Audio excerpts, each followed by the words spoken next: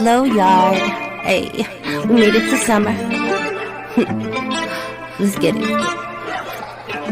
We made it to the finals, but we out for the summer. What an exciting season, what's next, I wonder. Relle and King with the glow, y'all done Playback. When October comes, he said, Nico, run it back. We made it to the storm and we almost got the chip. We had some tough games, but now we ain't quit. We saw them boys come together, others fall apart. But most important thing, we saw our teams got heart. Luka making records and Kyrie making moves. When there's breaking news, Relle and King got it figured. When you wanna see some fan perspective views, when you on YouTube, make you know who to shoot. Whether you wanna talk or vent or who's who, just keep it respectful to my Glow Yard crew. At WTN, just to speak to the panel, and welcome to the We Talk Mavs channel. Nico, run it back. Nico, run it back. Nico, run it back. When October.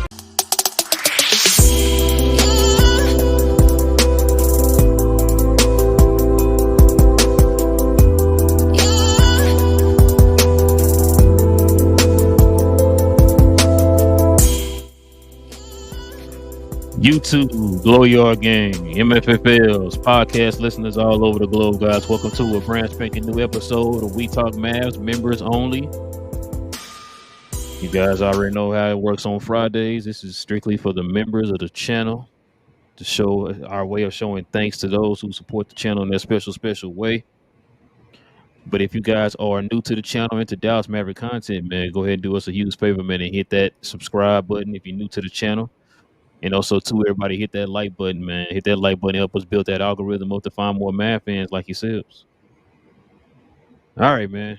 Not really a lot to get into. It's been quiet on the Mavs front. Something did come out here earlier today. We did get the schedule releases of Christmas Day games. It's the only thing that really came out as far as schedule. So nothing else came out as far as like the preseason or regular season or anything like that. Matter of fact, the only two schedules we got so far is off season were the in-season tournament and the Christmas Day schedule. So that's pretty much it. But yeah, we're gonna get into the Christmas Day schedule here. But yeah, King, you ready to get into it, man? I am, bro. All right, man. Before we do that, man, let's take a quick second, man, to show some love to Playback.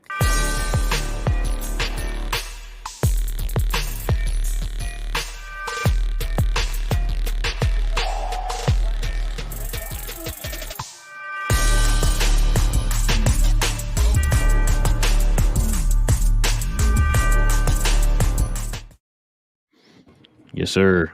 We will be streaming all the Mav games, no matter what game it is. It can be a preseason, it can be a summer league, playoffs, finals, whatever it is, man. We stream all Dallas Maverick games on Playback. Also, too, we stream our new show. We talk Hoops Goats. We changed the name to Hoops Goats instead of Basketball Legends. So you guys can catch us on Playback. It's absolutely free. Playback is now under Glow Sun Production, so you guys can look up Glow Sun Production and you can find our Playback. Follow us on there as we continue to grow that. So, all right, King, let's get to it, man. Just one little news and rumor.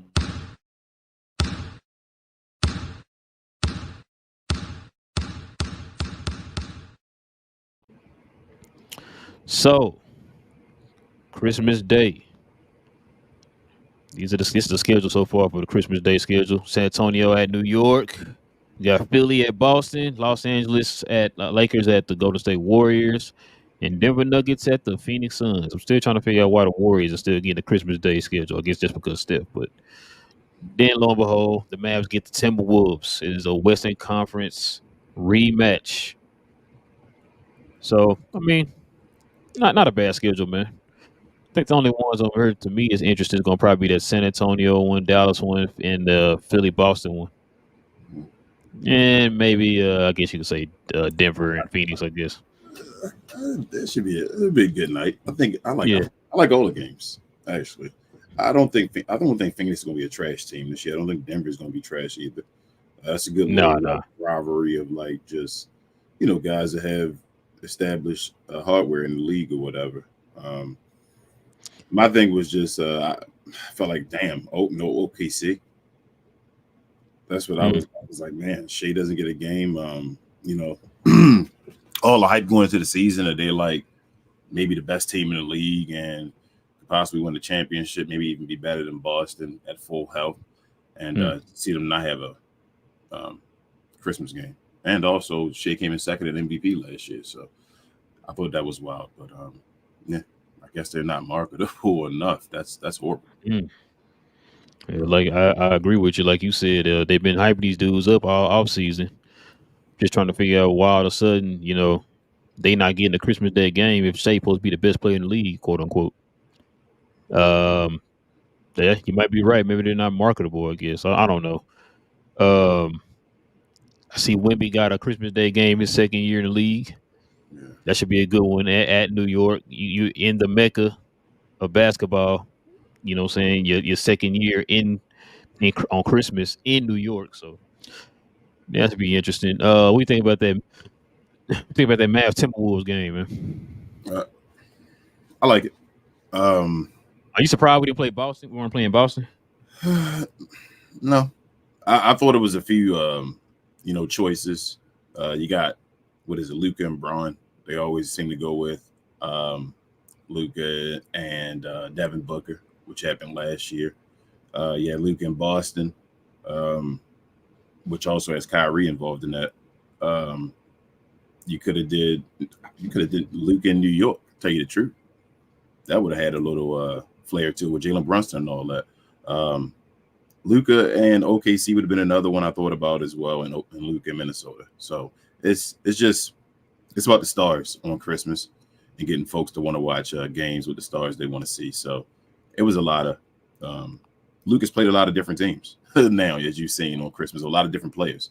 So at that point, I'm like, I think you can throw Luka against anybody really, and it's like putting them on his pedestal. So I was fine with whatever. Yeah. No, I mean, I was a little surprised. You know, you really try to match up the finals teams against each other usually during Christmas, but I forgot about that. Golden State. Golden State, I thought it was going to be the Klay Thompson thing, and I know Golden State was going to play on Christmas, as they still did. So I thought it was going to be the Mavs and Golden State maybe on Christmas, but I think that's maybe was changed because of us playing each other in the in-season tournament. Yeah, probably so, because that's not too far away from the NCAA tournament schedule. So in November, so yeah. But I mean, that's pretty much all I got, man. On that, ain't really too much to talk about on that front. Just kind of showing y'all the schedule that released, showing y'all some of the matchups for Christmas Day, man. So while y'all opening your presents and stuff, man, and wearing your ugly sweaters, you can watch this Mav game. Was that the second game of the day? Is that the way to order? I've seen it posted like that, but I seen somebody else post it like the second to last game and all. So the primetime games, I don't know if that's the actual order. I would say, I mean, it's still early, so it probably doesn't matter. When we playing in New York that early? That's wild. I was gonna say, I think Dallas. I mean, I think the Philly Boston game probably before Dallas Minnesota. I'm talking about times. Like San Antonio, if that was first, you're taking San Antonio over to New York as the first game? A West team over to the East? As the early game already? You feel me? So they're like extra early. So I don't know. Denver and Phoenix probably is the last game. I see that. Yeah, so that might be the last two games are probably I could see them being those last two games, being on the West Coast and everything.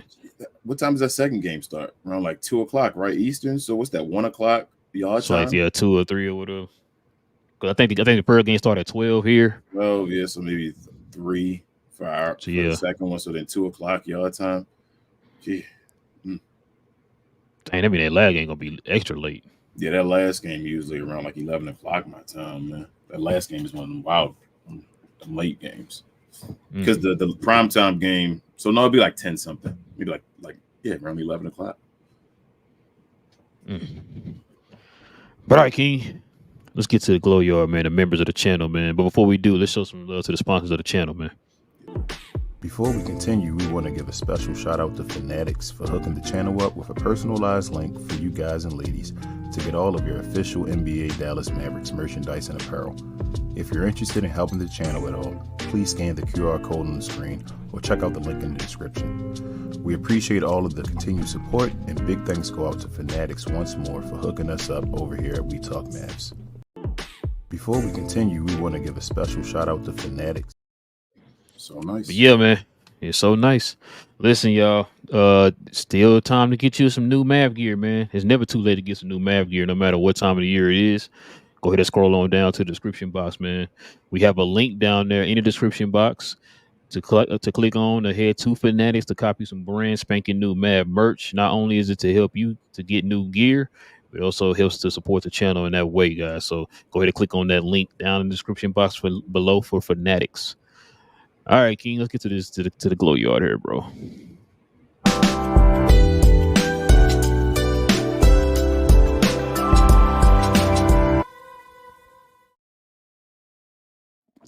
right, ladies and gentlemen, you already know what time it is. It's time to bring the members of the channel up to talk Mavs with us.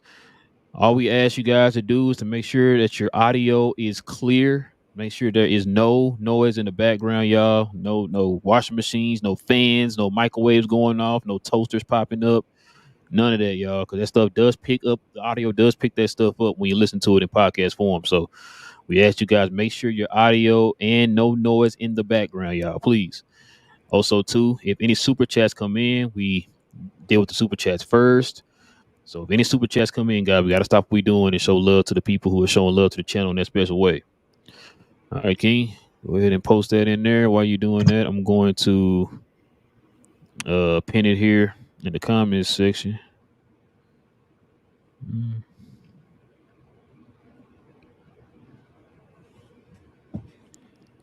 Come on, where you at? There you go.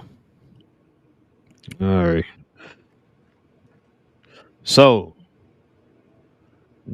for the members of the channel right there. So it's now pinned. It's now pinned into the comment section, y'all. So the members of the channel, go ahead and click on that link and join us here on the screen. And let me go ahead and get this super chat here out the way first. We got Coy with the $4.99 dodo. Coach is a Glow Yard member. He says, much love, guys. I wanted Boston or Golden State, but that's okay. Wolves can get the smoke. Oh, yeah, they always can get the smoke, man. I ain't tripping. Anybody can get it. You know what I mean? So, yeah. All right, man.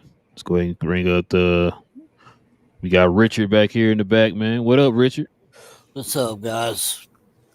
Not much. What's on your Dwight Powell Hall of Fame trajectory mind out here, man?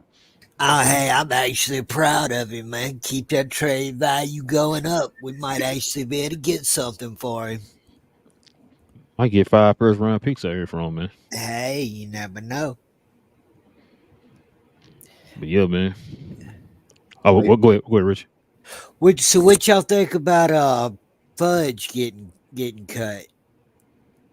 I mean, not surprised, and not really. I really don't care. I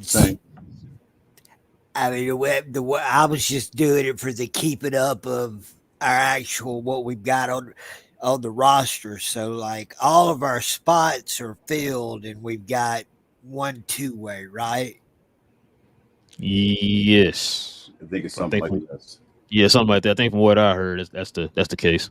So for anybody else to be added, Marquise Morris or whoever, somebody's gonna have to come off. Yep. Yeah. Okay. Rumors this might be AJ. Yeah, I mean, whoever. I was just wanting to make sure that I was staying right with where we are. So I mean, this is when we look at the roster, this is who we got without taking somebody off, unless it's a camp invite 2-way. That's probably not gonna play, so it ain't gonna matter. Yeah. I think they're still kind of keeping their options open too on who the 2-way is gonna be. Yeah, I'm still swinging for Whaley. I like the kid. Yeah, I like Whaley too. That's why I was wondering what they like. See, how did Sharp get a 1-year deal? because he's 7'5"? I mean, because I didn't see anything else that warranted a guaranteed contract. No, I mean, if the roster spots are taken up Yeah. and all we have is two ways, how did he get a contract? Do you know what his deal is? Like his deal, Richard? Do you know this? I don't. Okay. Kind of wish. That's why I said I know some of them are going to be camp invites, and I guess they're non-guaranteed 1-year deals, maybe. Maybe. Yeah, maybe.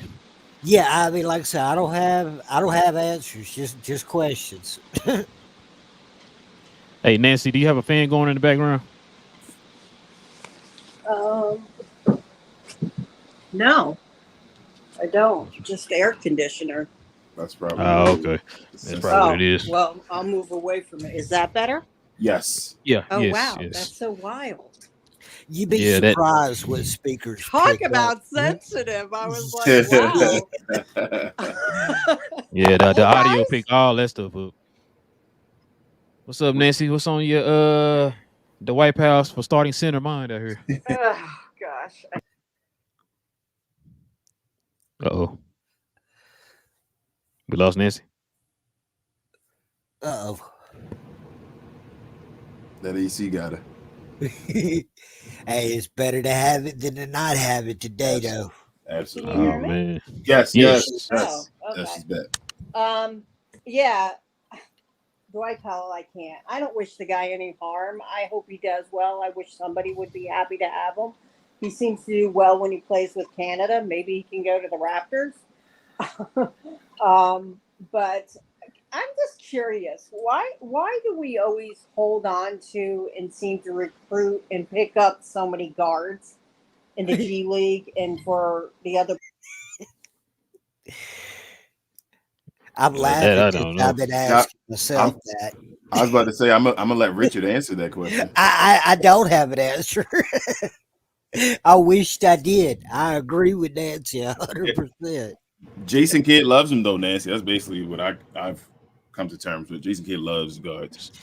He Here you wants go. to run a 3-guard lineup, and it don't matter whether we like it, whether it makes sense or not. Yeah, my only problem is he wants to run a 3-guard lineup with a broken small ball center. Yep. I don't know. I give up trying to figure that out. Here you go, King. Where I see Big J. What up, Big J? I heard your son is home now and I'm still praying for you, man. I know it's the first step, but he's a glow y'all member, obviously, as Relle said earlier. But Sharp, he says Sharp has a non-guaranteed contract. It's basically a camp invite. They will probably use that to keep him on the Legends. Okay. All right. So now that makes sense. yeah, so he can basically just be cut anytime. It's not a real contract. It's just to have him here. Yeah, because the stuff we was reading into, it was like it just said a 1-year deal or whatever, and I'm like, oh, so how did he get a 1-year contract if we don't have no more spots? And it didn't say 2-way on there or nothing, so I don't know. Maybe they'll move it to a 2-way. I don't know. Well, the bright news to that is, well, at least they're bringing some talent into training camp. Whether you like it or not, he is a 7'5" talent that they're bringing into training camp. That's an improvement. What are your guys' thoughts about them doing training camp in Vegas? Do you think that's to avoid distractions because they got so many new players, and hopefully we're not going to wait 20 games to try to get this right, and that we could actually try to come out of the gate faster and more prepared? You want that, Relle, or you want me to? Wait, so they are training? They doing training camp in Vegas? That's what I read, unless that's wrong. Is you sure it's not the Cowboys? No, I thought I heard the Mavs. Oh, I didn't hear that. Unless that's not right. I didn't actually see it, so I can't verify that. But I have I didn't hear heard anything. that. I have heard that from other places, so I do know what she's talking about. I just can't verify it. I was going to say the same thing, Richard. I've heard that. I saw people on Twitter talking about it. I haven't looked into it because I don't really care much. But my opinion was, as I think once the new ownership happened, I was talking to Relle and TGK about it. But supposedly they were interested in getting the team to Vegas, man. They possibly thinking about relocating one of the current teams already. It was I don't smoke. see them doing that fast, King, but you own two companies, you own a casino. To them, that's just like having, Elvis Presley doing, whatever concerts. You're going to bring him in to do concerts at your casino. Facts. Yeah. Oh, Big J said this. Yeah, that's what I'm saying. The owners are hosting. It's their thing. That's what I thought it was. So I don't know. I'm gonna say because they're trying to push. Matter of fact, I just saw something again the other day. They're trying to push legislation here in Texas for casinos. Oh, so they're really trying to move. Yeah, they're really trying to move Vegas to Dallas. Yeah. Trying to make what? They're gonna make it in Dallas, or they're gonna make it in Fort Worth? Oh, it's gonna be Dallas. I don't think Fort Worth's a real city. Let the comments start flowing. Oh man, you hating your own people, man. I'm from Dallas. Hey, Jerry Rice said it ain't bragging or lying if you telling the truth. So how far is Arlington? It depends on where you stay. Everything's in driving distance. Go ahead, Nancy. I'm sorry. Sound like you're trying to say King, something. yeah, I did. I have a question about the playback. Now, that's kind of a newer platform to me, so I don't understand that one as well as some of the other ones. But I heard you talk about you're trying to get up to like 500. What are you talking about there? Because at times I've seen like 1,000, 2,000 people watch the games before. So I don't understand the difference here. So that's the playback watch alongs that we can simulcast it. So we're streaming also to YouTube. So we'll get like 1,000 views and all that on the YouTube watch along, which is incredible. But actual folks that follow us on the app, we have like 300 people on there. So we're trying to get to 500 that'll actually go to that. Oh, so you're trying to get them not to watch it off of the YouTube. Yes. You're trying to get them to move over to the playback and download it, correct? Yes. Yes. Gotcha. Because I've done it in both places before I knew.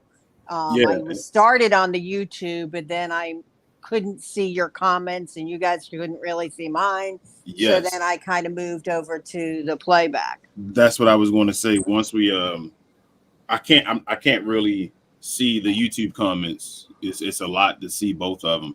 So if you want your comments to be recognized and all, like usually if you're on the YouTube channel, you're talking to the other folks on YouTube. But if you actually interact with the folks on the stage, I recommend everybody to come to Playback and download Playback so you can actually talk in there because it's free. You feel me? Just like YouTube. Right. So we're just on there instead of here at times. So now did you also say, I'm sorry, Relle, just one more question. So did you also say that you guys no longer can play your show through Twitter like you guys were all doing, that you're not allowed to do that anymore? No, we can. You can. So you can get the YouTube and the Twitter, the Facebook, and everybody? Just for this. Just for this. I can't do it for my other show.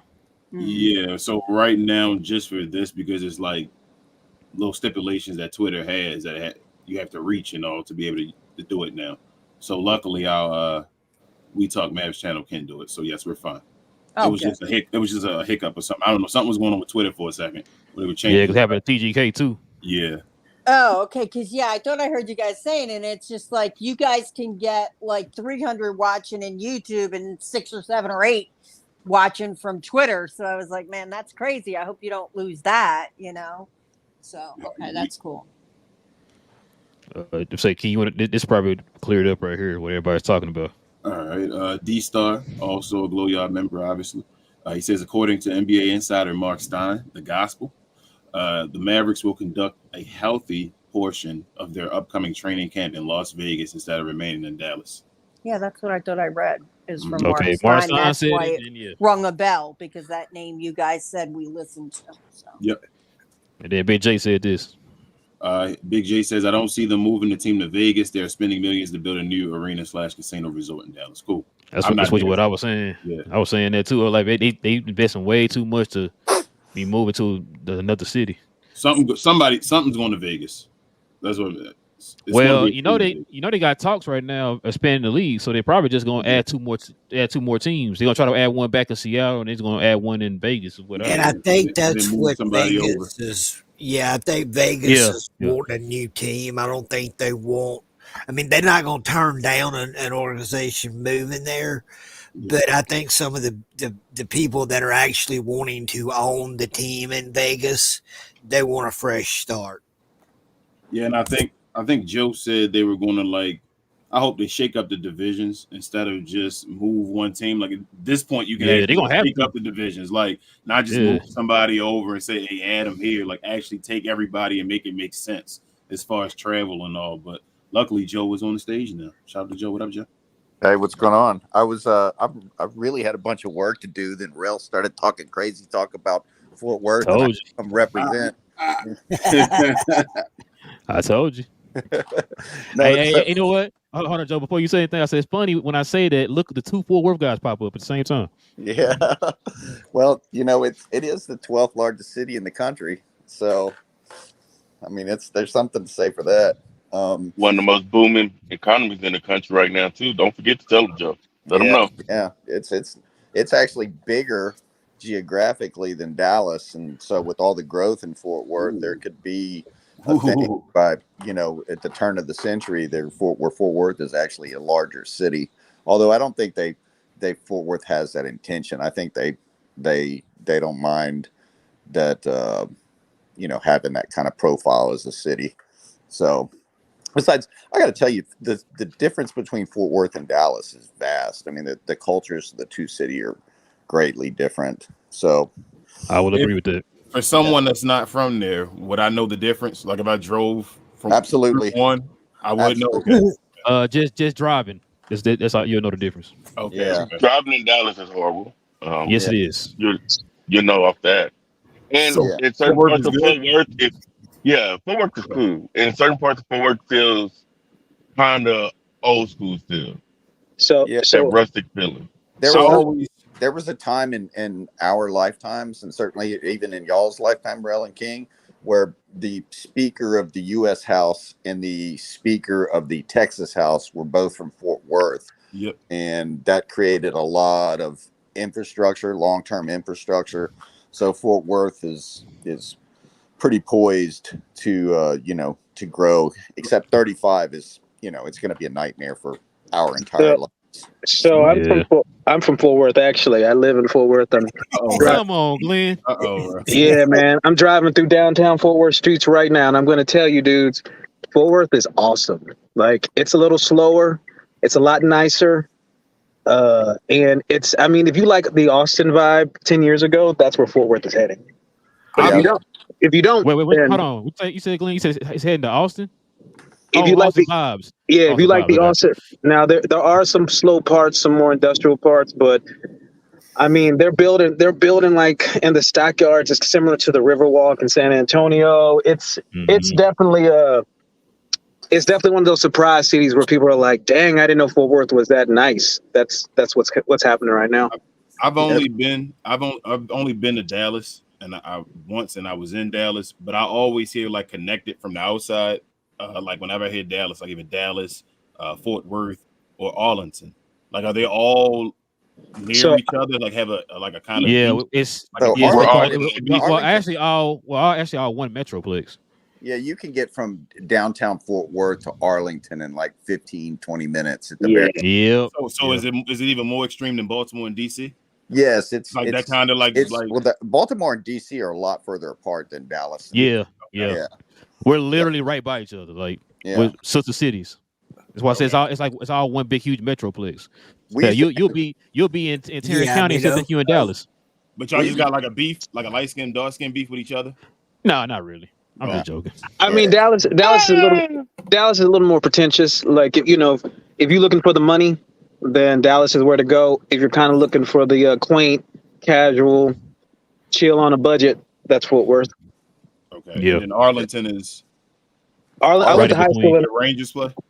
Arlington's Yeah. just overcrowded now because the Cowboys and the Rangers are there. Yeah, and I don't think Okay, I've been most to people who Arlington, live man. in Fort Worth or live in Dallas would not choose to live in Arlington.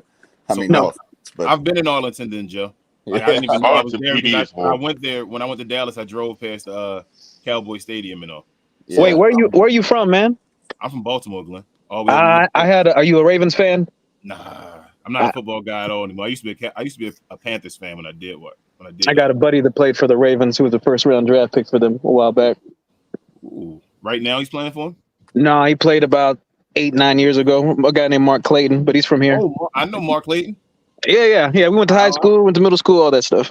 I know his baby mama. So, Oh, you do? Yeah. Yeah. You better explain that, Joe. Yeah. Somebody That's a wild statement. Mark Just say Clayton's out wife, loud. and he might be So like, Rich said, yeah, you gotta explain that. you gotta explain that one. y'all trying to get me beat up, man. You His trying- baby mama, yeah. You trying to You- get I'm, beat up. I'm not. I don't know her like that. I'm just making jokes. So Yeah, Don't backpedal now. He- Stand he on it. there definitely is one.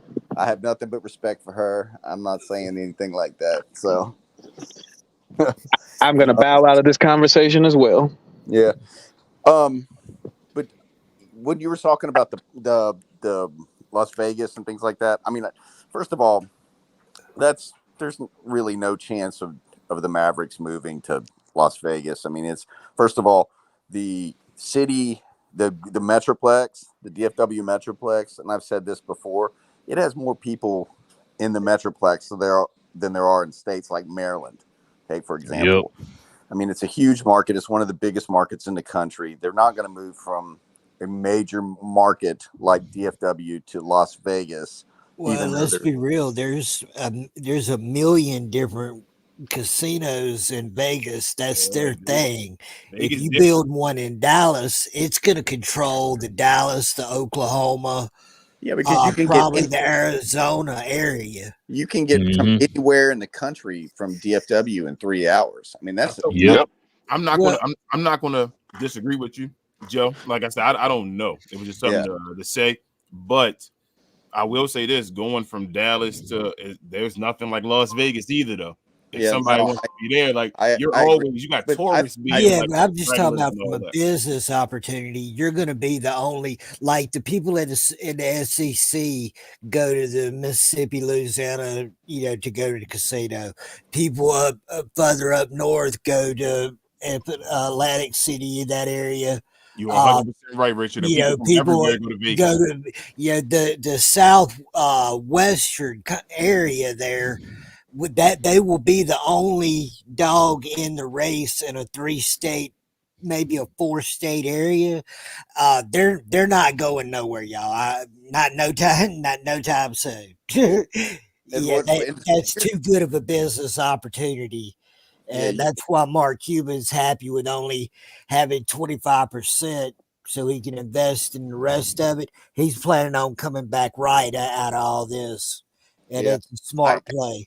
I actually heard something the other day that actually it was Tim Cato that said that from what he hears, Mark Cuban is actually the most cash poor owner in the NBA. Everything's invested and he lost a lot of money. Yeah. So, but what I've heard about realignment is this, right? And I've done a lot of different research on a lot of different things and, all this stuff is that the NBA is going to move to a pod system.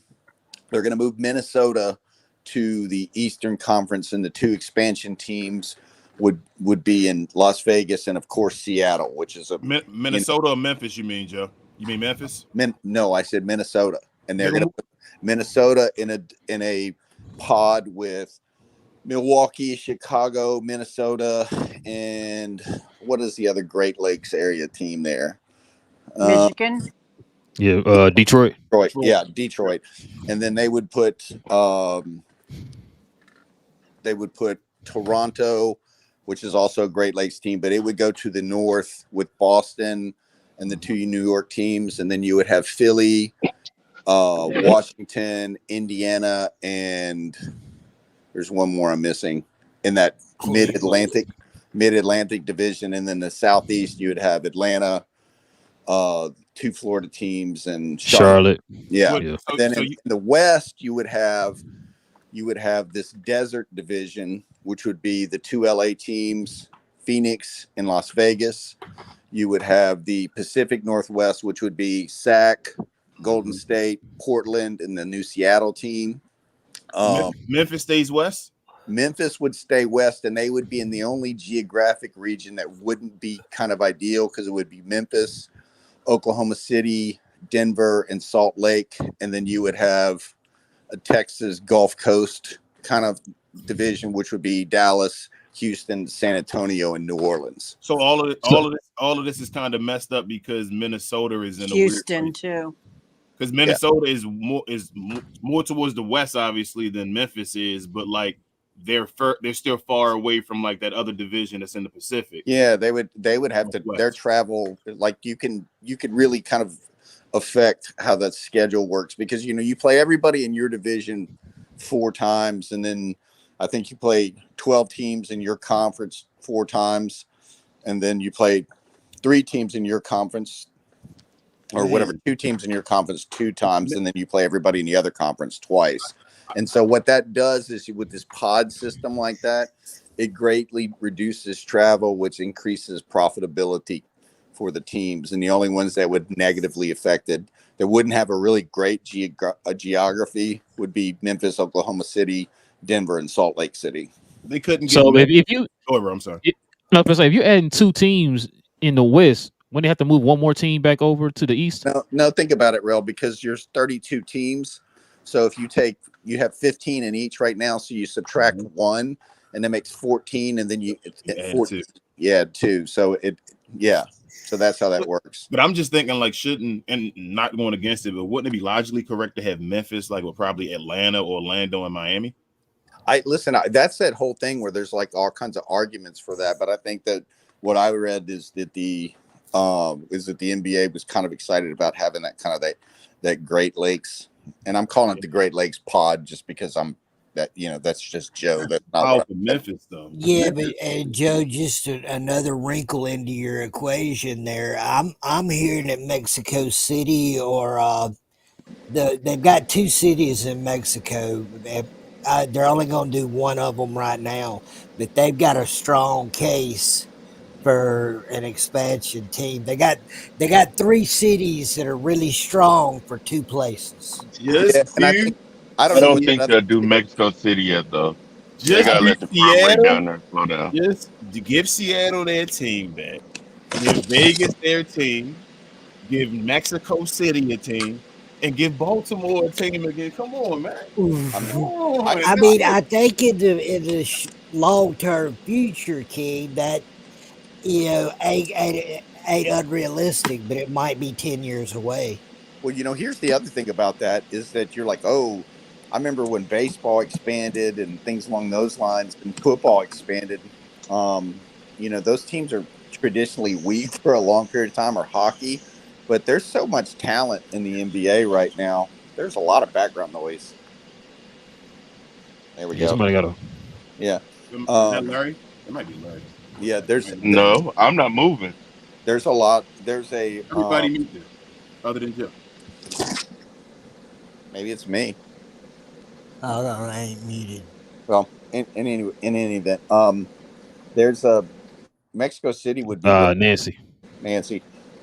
Mexico City would be great, but the fact that there's 25 million people in Mexico City, and you literally, when you fly into Mexico City, you fly for like 30 minutes over red tile roofs. It's a great city, and there's enough talent in the league to where you could really kind of absorb 2 teams without problems. They could have a super draft for the new teams, and like give them the overseas players as well. Like it's so many. Well, when you add that into the equation, King, there's talent. Yeah. To make 4 more teams. Yeah, and it's just how fast they want to bring them in. And if you get a decent GM, they'll make a team good with all this talent, like you're saying, within a 5-year window.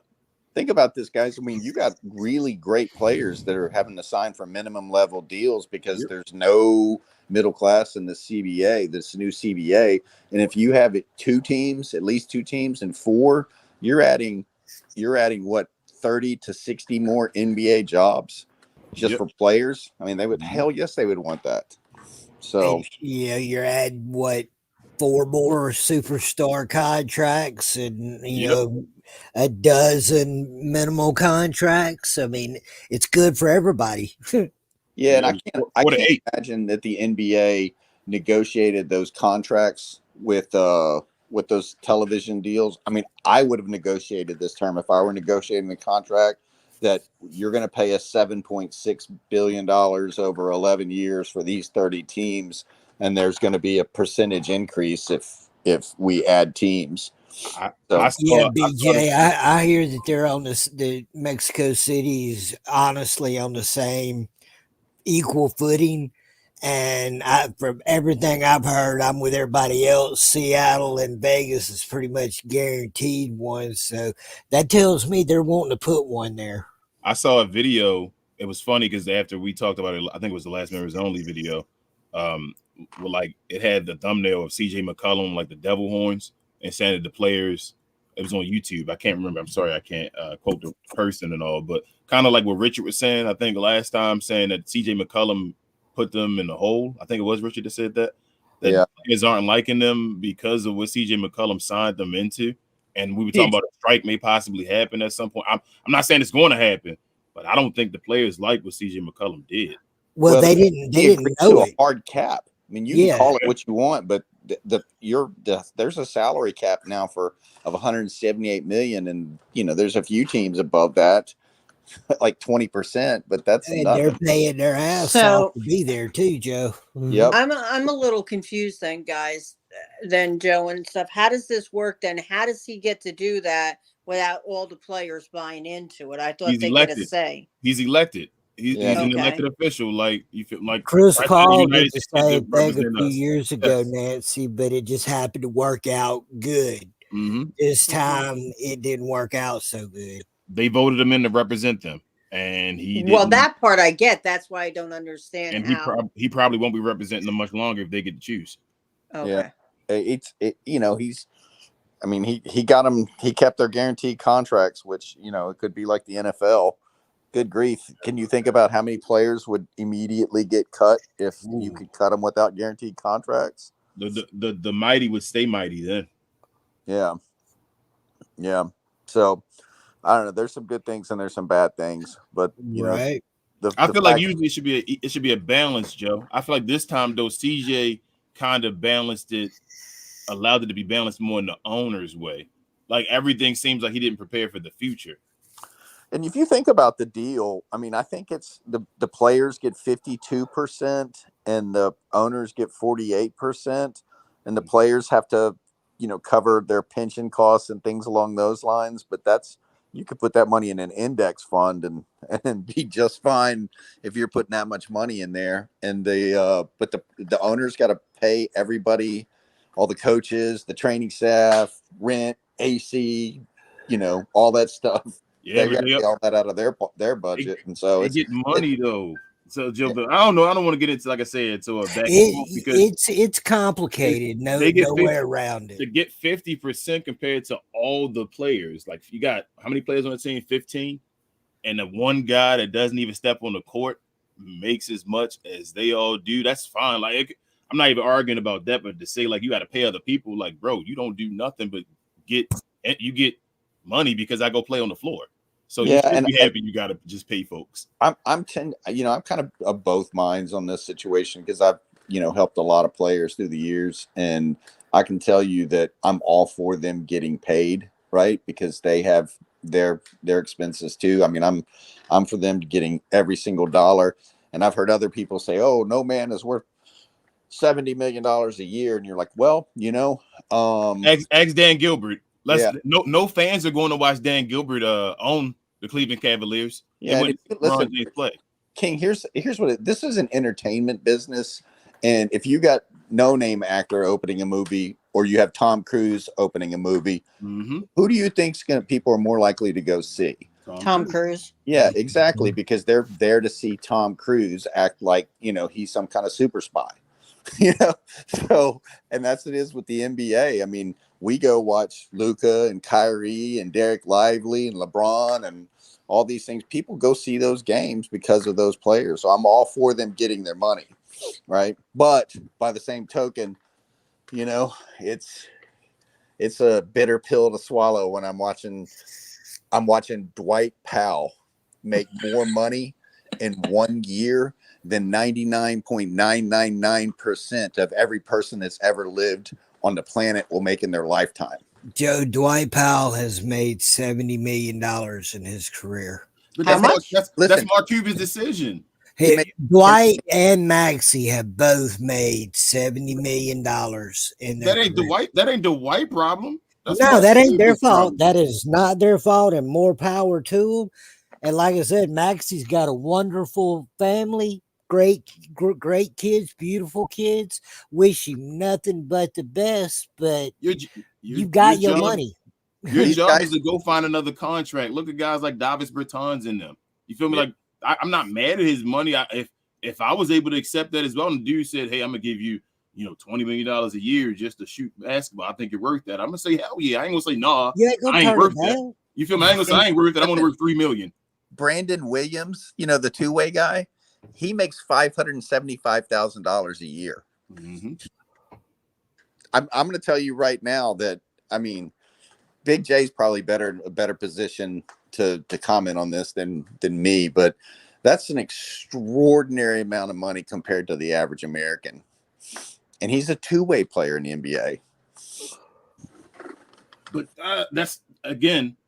that's the business of the NBA being $1 billion business and billions of dollars and all. Like, they gotta spread it around. Other businesses should be worth more. You feel me? Like, this is the conversation with a regular teacher and all should be getting, all that stuff. That's not the NBA's fault. No, I don't think it. Listen what we do. I mean, you guys are presumably, you guys have a business and associated with We Talk Mavs. I mean, it's a business, and that is spawned by the NBA. So if we become the number one, YouTube show, I ain't gonna sit here and be like, you know what, it ain't meant to be, or man, I'm worth less than that. I'm gonna be like, we grinded. I don't want the accolades that come with it. It's about what you do. Like, that's how I feel. But that's a different conversation. But back to just this right here, like I'm always player friendly. Like, there's a gift and a curse to everything, I feel like. And my issue with being player friendly is what's going on with like the LeBron. I love LeBron, but I hate what he's done to, like, it's no morals at all to the game anymore. It's kind of like, to a way. It's just, it's just all about me. It's just player instead of being team at all. And I think the issue is that a lot of these owners were bad owners. And that it should have been called out more, and folks should have talked about that, where players could have been in cahoots with the owners, knowing that it's a team, and the owners are part of the team as well. It should be. So everybody should be getting a nice piece of the pie. But the issue is that everybody's fighting each other. So now it becomes like everything else, either one way or the other, instead of finding a comfortable medium. Well, that's what makes me upset over it, King. I mean, you're talking about numbers that none of us will ever see, no matter what we do. And, there's enough for everybody to go around without, fighting all the damn time. Just compromise. That's all y'all got to do. Do any of these teams actually lose money? No. That's why I didn't. I don't think so. Not anymore. No team loses. Not with TV rights. I mean, you can't not make $50 million a year as an owner. So the only team I ever known of that lost money is the Cleveland Cavaliers back in the day. But that was because they're poorly. That's a poor owner. And I think that was before the TV right deals too, wasn't it, Larry? Yeah, that's back. That's where the stepping rule come from. Where the rule I like to talk about. Yeah, I think he's the only owner who ran the business so bad where the team lost money. They're making profits. Like, players should get paid. Owners obviously want to be able to be recognized for being an owner of an NBA team. I mean, it should be valuable. I should get something from it. I understand all that. But you're going to have to pay folks and all that. That's part of being business and all. But you should still be able to make a profit. But players players change economies and all. Steph Curry, the reason they went wild because of that Olympic game yesterday is because of Steph Curry. Steph Curry has all that attention in Golden State. He changed the whole franchise that was unknown. The only thing they knew about before Steph Curry within the last 30 years before then was probably the We Believe team. Even Chris Paul wasn't even like that. That was like 2 years of like something they talk about, but that still wasn't like Golden State is not known for anything, or the Golden State Warriors weren't known for much. Not to knock them. I'm not trying to. This is not a knock or a shot, but they glorified 2 years of run TMC that wasn't even that special as their like highlight. Yeah, for sure. So you just want Golden State smoke. They would. As long as y'all know that was King. That was King. What did Run TMC do? They sucked for 40. Hold on, they sucked for 40 years. Hey, as long as you know you're getting this smoke, not me. I'm just calling it what it is. The Mavericks were trash before Mark Cuban and them, right? It is what it is. Like, you can call a spade a spade. Run TMC was not like greatness. Like, they had 2 years, and I think they made the playoffs one of those years, and they broke it up. Yeah. Now, that's the fault of the GM and all that and the ownership, but they broke it up. So that's the highlight because those 3 guys are Hall of Fame guys and they were together. It's kind of like a worse version of OKC, a way worse version. You got 3 Hall of Famers that was on a team and you got nothing out of it. Yeah, I understand what you're saying. So I just want to get clear from the blowback. Oh, okay. I got hey guys, go ahead, Nancy. Quick question: When do you think you'd like to see a set rotation this year without playing games like we do every other year? Day 1 of the season. I'll be honest with you, I don't expect it. I don't either. I don't hope for it. I figured out a nice 240-minute NBA game rotation the other day, and it worked out pretty well. Pretty realistically, as long as we don't give Maxey any minutes.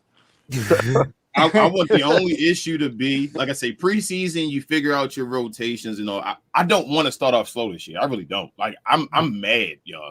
If we start off this year and we like, man, what's going on with the Mavs? They're going to start off slow. We know how it goes. You know how folks are going to try to defend and say, like, I'm mad. Like, I don't want to go do that. Well, realistically, y'all know it's going to be at least Christmas before. Hopefully not, Rich. I'm hoping this is different because we made the finals. We talked about this a couple 3 weeks ago when we said there's 4 things the Mavericks you're gonna be able to tell a lot about the Mavericks: how Luka shows up, how Luka runs his mouth, and then how the Mavericks get out the gate. And I can't remember the 4th one because I'm old right now, but that's gonna be one of those.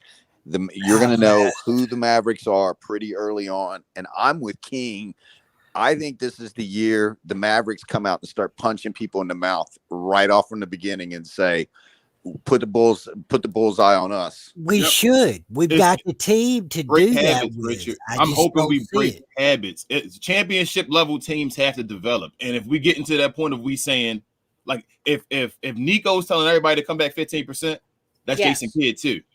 Yeah, he did say that. You feel me? That's Jason Kidd as well. I need Jason Kidd to no longer be doing that. That hurt us at the beginning of the season. He had to be on the hot seat kind of to get to a point of where he actually decided to play Gafford and all that. You feel me? I'm hoping we don't have to go through that again this year with Jason Kidd, and he just says, we gone. This is our revenge season, kind of would like take Johnny B. I see he's down here now. This is our revenge season, I'm hoping. I think we come out the gate. I'm hoping we come out the gate. We take care of business. The only position I'm like, I give Jason Kidd wiggle room on his out 3 because it's a brand new. It's neither one of the guys have played on the team yet.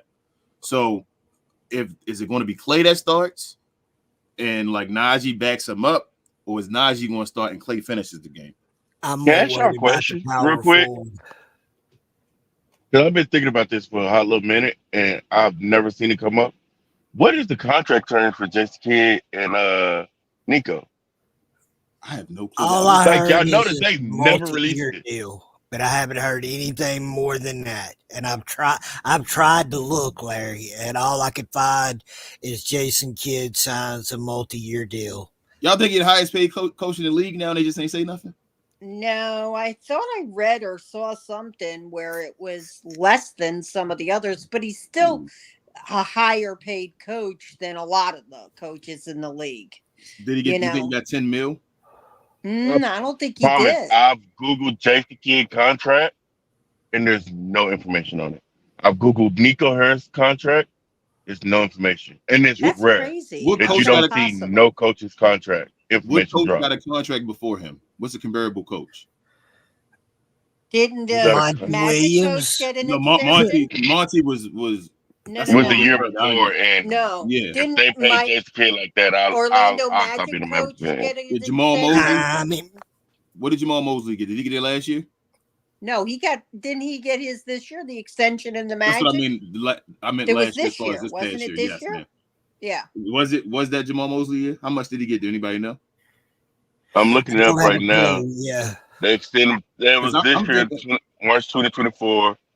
I mean, it don't even matter. It don't hurt the cap or nothing like that. That's why I don't be caring about it. It's like if Kid got it for 20 million, all kudos to Kid, man. Like do your business. I hope he did get 20 million, but I mean, I don't know. I'm thinking he probably at least got 10 million though. That's what I'm thinking. Because he made it to the finals and all, got that contract, and he played it out. So Nico did say that it wasn't just the players that had to come in 15% better. He definitely said the coaches did as well. Yeah, that goes along with getting a raise. So, I mean, I don't think the $10 million is. I'm more worried about the years. I mean, I don't really care what he gets paid. I just don't want him having a 5-year contract. It's like I said, I don't care because it doesn't affect. The coaches don't affect the salary cap. If I say that, right? We don't. Yes. Yeah. He got 3 years, didn't he? Larry, the coach does affect the salary cap. Oh, you said yes? No. I'm right about. Richard said no. I said like coaches doesn't affect it. Okay, so if it doesn't affect the salary cap, just like Monty Williams, that's just the owner making a foolish decision, and he can fire him whenever he wants to, and just got to pay him. Like I don't care about that because it's not going to affect the team, and that's not about my money. That's about you making decisions and you doing it. So. Yeah, it just makes an owner more leery of firing a coach and bringing it like the Lakers right now. They've got a shitload of money tied up in coaches. Yeah. I don't think we're gonna go that far though, like the Lakers. Like Kid at least playing this year, right? He'll probably get 2 out of the 3 years at least. And I understand why. Like he's going to get this year. We know that for a fact, right? Like it's no way he gets fired this year. There's no way Jason Kidd gets fired. Next year, if something was to happen this year, he'll get next year to fix it, and then they will have 1 year to pay him or whatever like that. Like that's probably. It seems like Nico's thing is 2 + 1. I don't know. That's what I'm saying. Even Nico's contract is not out there. Like, how long does we sign Nico for? They probably didn't Kid's contract run all the way out, Larry? Larry, it's not me echoing. It's not me. Hold on. Can y'all hear me? Yes, I hear you. Okay. Hold on. Somebody echoing though. Let me see who it is. Yeah, I'll mute myself. So Kid was going into his lame duck year and started talking about how he wanted a contract extension, and then that's when the Mavs went on that losing streak, and people like Tim Legler were saying, "Man, it's time to look under the hood, see what's going on here. If they don't pull out of this," and then we went on that big win or big streak, and that's when Kid got his extension after the Clippers series, which makes sense because. You know, we talked about that if he gets out of the Clippers series, maybe it was Sticks and me on Playback saying that if he gets out of the Clippers series, he's going to get an extension, right? I mean, Yep. And that's exactly what happened. So, I mean, is this the year that we put away the everybody wants to replace Jason Kidd? I mean, I did. I wanted him gone. But he's had 2 deep playoff runs in the last 3 years. We had the most different starting lineup this past season. I mean, he truly, I guess I don't like how he gets us there, but man, the proof's in the pudding, man. I mean, we had the most used starting lineup. We had a trade in the middle of the season when, I mean, hell, we talk about, you know, the example of teams getting together, the Miami Heat that won their championship run, it took them half of a season for them to gel. Kid got them there just like this. I have not been a Kid fan, but I think we don't have any room to complain about replacing this man probably for another couple years. No, the only issue I've got is I've seen over history of Jason Kidd. If you let him get comfortable, he does stupid stuff. He shoots himself in the foot. As long as you can keep the fire to his feet, as the saying goes, he's actually a pretty decent coach. He's not a bad coach at all. I don't think let him get comfortable. He gets in trouble. I don't think Jason Kidd's. I think Jason Kidd issue is, you ever heard the term? There's a thin line between genius and crazy, right? I think Jason Kidd tries to, like, I guess what it stays on the fence basically, and tries to go both ways, but it doesn't work at times because, like, when he'll go through the playoff series and you're like, damn, Jason Kidd, you're amazing. But then it's times like Glenn. The reason I get mad at him is not like I don't think he's a bad coach. And I know we go through a lot of them lineups, but I feel like a lot of that is because of him, not because of what the team needed at times. And he takes too long at times to actually get to where he needs to go. And like I'm hoping this year, because we've already seen you get him in the playoffs, he's a beast. Like we get Jason Kidd to the playoffs, I'm behind him 100%. Like let's go. Jason Kidd gonna push all the right buttons. He gonna have these guys going. It's about the regular season with Jason Kidd, getting him motivated and inspired to take the regular season seriously. Like I know you got to have moments to go through and choose your players and see who can, but actually put them in the right like spots and try and see. Don't just keep forcing Tim Hardaway Jr. Let guys compete and all that. Like let it rock out that way. That's my only thing with Jason Kidd. Well, going into the playoffs this year, I don't want to continue to lose first games, though. There's got to be a mindset and a mentality to get past that wall of losing the first game of every series, because that's already giving away one game right off the bat before you even get out of the gate. You should be more developed and better prepared that you can start winning those games, especially with all this talent we have this year. I don't think the idea is to lose the first game. I think the idea is we going in with the basic during the season game plan that we had against y'all. And then now that we're in the playoffs, we're going to adjust to see how you adjusted. Because you'll see in the first game, yeah, we're losing, but in the second half, it kicks up and our play is better. I don't agree with it, but I think what Larry said is correct. I think what Larry said is correct as well, but I hope he stops doing that, Larry. I want him to believe in his team. That's my thing with Jason. I understand what he's doing. I want him to believe, though, and stop playing to the other team and now recognize or believe that he has the best team in the league and make teams just play to us, like for the whole season. Go ahead, Joe. I was going to say that was the fourth thing that we discussed, like what we're going to tell about the Mavericks was how the Mavericks play in the first game of playoffs. So Luka's conditioning, Luka's attitude, them getting out of the gate strong, and then them playing well in the first game of the playoffs is going to tell us a lot about who the Mavericks are this year. Johnny B, you there? What's up? What up? What you think about the schedule, the Mavs in general, whatever, man? You over there being quiet. That ain't like y'all had a good groove. I didn't want to come in and disturb it. I was just you. That's team chemistry. You can never do. Josh Green couldn't either. But you're right. Hey, touche. I mean, I only seen the Christmas game, right? Ain't that the only game that they got on the schedule? Yeah, just the Christmas Day game against Minnesota. I think not having OKC is hilarious, right? I think it's a very humbling thing because everybody I don't know, for some reason everybody figured that OKC is just going to be this unstoppable force next year because they had the number one seed last year, and I'm confused about it myself because I'm like, well, the year before that, it was a different number one seed, and the year before that, it was too. So I don't get why people just automatically penciling them in to be the number one seed in the West. I don't know, but it feels like it's WWE again, like I say, because how could it felt like the NBA and the media itself was pumping up the OKC Thunder. Yeah, like, and now everybody just has them. Everybody that I listen to, like, automatically has them penciled in, like, oh, they gonna be the number one seed again in the West, and I'm just like, how? Because they was last year. And how you make it a game? And I mean, can I ask you a question? a decent backup center, but I mean, he ain't going up against Embiid. I don't think he could go up against Lively. Well, Hardenstein ain't changed life for no team Yeah. either. Nope. Now all of a sudden he's saving OKC. This reminds me of Eric Dampier. And at least Eric Dampier, when he got grabbed by the Mavericks, was a starting center that had a decent year with Golden State his last year, his contract year. They got Isaiah Hartenstein, who is a backup center, playing him $30 million. And I was saying to folks, they were saying he may be an insurance policy. I'm like, that ain't no insurance policy, not for $30 million. Hell no. Not for $30 million. He's going to play. He has to play and all that. But Big J, I see you down there. What up, Big J? What's going on? I was going to ask a question. So, they talk about OKC being the number 1 seed last year, and so they automatically the number 1 seed this year. But I thought the best team in the West was the one that made it to the finals, right? We're the ones that beat everybody else in the West, right? That's what I thought.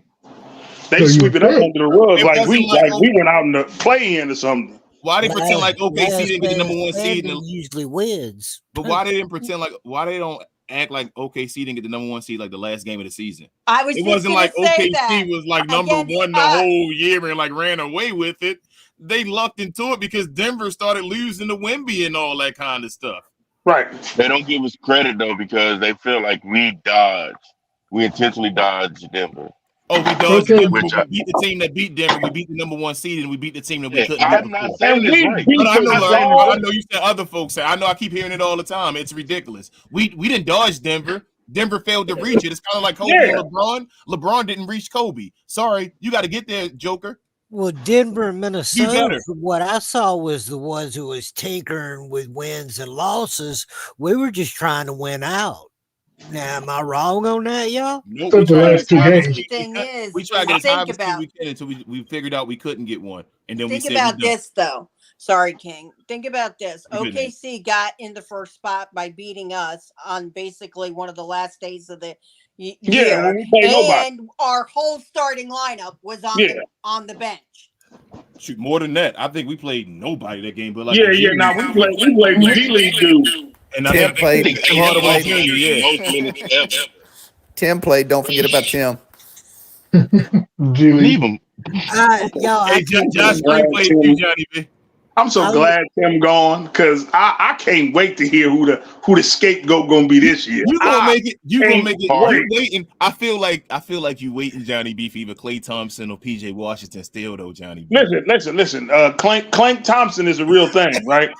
So we not gonna act like that's not a real thing, right? But I like Klay. I've been saying that since I came on this show. I know you have. Klay is the only Golden State Warrior that I liked, right? And I stand by that. What do you expect? Klay not gonna be the scapegoat for me. What do you expect? It might be PJ. It might be PJ for sure. They definitely might be PJ. He's not gonna give us 20 every game. You know that, right? We all know that. Like every game, there ain't gonna be Klay Thompson giving us 20 points. We all can accept that, correct? Yeah. I mean, listen. He better not give us no 0-point games. No. I don't want zeros. You're right. But what do you expect from Klay Thompson? Maybe I should ask you. If Klay don't average 18 at least, it's a failure. 18. 18. I would say 15. I would say 15 efficient. 15. 18 is not shooting as much. Tim was averaging 18 for us until he fell off a cliff. Yeah, but we didn't have as many people as well that could do the. So we got more skilled people. A lot of people. If you want Lively to develop, you gonna have to let him get some touches. And listen, Klay can. How many shots do y'all expect? I think Jaden Hardy's gone. How many shots do y'all expect Klay to get? Isaac Marshall. I think Klay take Klay gets 10 to 12 points. I think Klay. No, they got him as a third option. Klay's going to get 15 shots. I don't think Klay going to always be the third option, though. That's what I'm saying. I'm not putting that. I think we still have a carousel of third options. We just got better third options. Yeah, I think that's the fan base at ESPN. I think Klay's getting 13 to 15 shots, and you got to think about it. 10 of those shots are going to be 3-pointers. You mean to tell me Klay can't get you 18 points off 10, 11 threes? He will in games. I think he's going to get so he has to get 15. Nothing, no 14. Okay, 18, 15, 16. I still think it should be 18 because he was averaging 19 off the bench with the Warriors. It got to be, but they didn't have anybody else, though. but he gonna get the most open shots he ever had in his whole life. I think if Klay Thompson averages 18 points a game, y'all, we're gonna blow everybody in the league. Absolutely, yes, we're going to number one offense. And that's what I'm expecting. I'm expecting that efficiently, though. That's my how thing. fast paced do you believe we'll play this year? Top 10 again. How much? Yeah, I'm gonna say top 10 maybe because you got older with added Klay. Because think of how fast. Depending on who's running the show. Think about how fast the Pacers play, and they play that fast, and that's how they get to score that high. You know, we have talent to be able to do that, but will we move at that pace? If you do it, then Klay and all of them have a shot. But you're right. Lively's got to have more of an opportunity to be a part of the scoring. I mean, Klay averaged 20 with Steph and KD. Y'all don't think he can get 18 with Luka and Kyrie? He's not that Klay anymore. That's He's not going to be asked like that. That's what I'm saying. Give me No, 15. Give me 15 with efficiency. So let's say Klay shoots 41% from three this year, right? And shoots about 45% from the field, and give me 15 points. But I'm fine with that. Like I think we're gonna be fine. But I think going back to Joe's point, I wanted to say to touch on what Nancy just said. I think Luka, like a big part of us running, really is about how far Luka is in his development of his body pause. Like if Luka comes back and he's this different beast, he does his Kobe Bryant transformation at the Shaq left, and you're like, damn, Luka, you disappeared and went in the gym, and you ridiculous. We can run all day. Because even against the Celtics, you have to move faster. That's what prevents. That's why the Pacers did so well against the Boston Celtics. They didn't give them opportunity to get all those long threes, and they kept it a pace where it made it difficult for them. Had they been any better prepared, they could have won some of those games. I think they got a lot better in the offseason, Nancy. I think Indiana's going to be there throughout this year.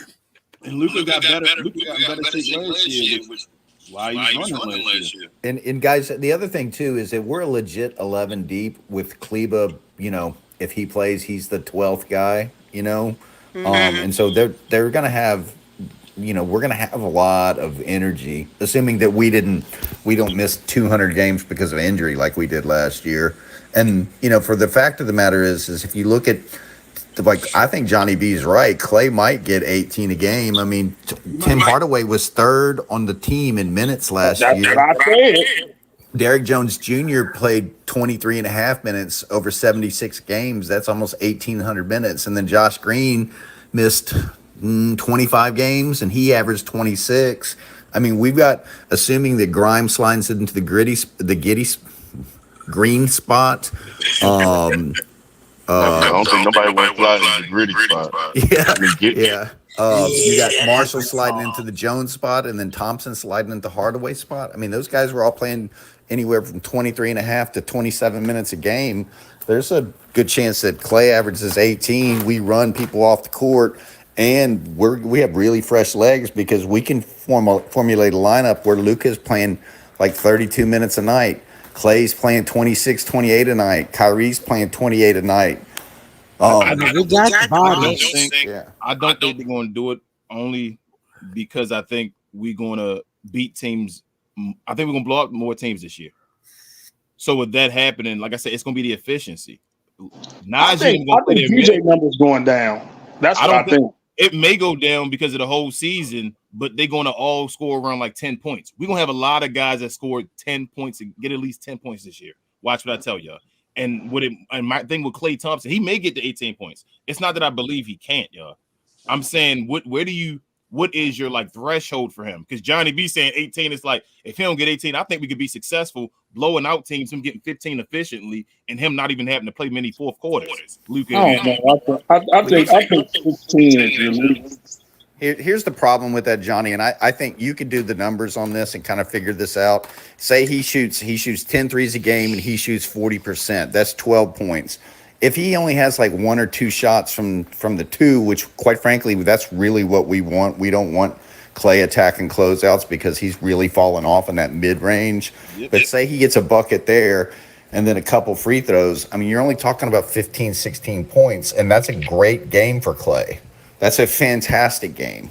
That's him And shooting. then you got to think That's about him being a 50, 40, 90 you're gonna have guy. those 40-point play games. Yeah, you are. Yeah. And you're also You're going to gonna have have those. those. That's You got gonna some boost up his 10-point point games game. too, though, when Yeah, he's but not you- going to do much. They're also going to be those games on the bell curve where he makes, he gets 3 points. So you just got to. Or he I don't know about has that. Yeah.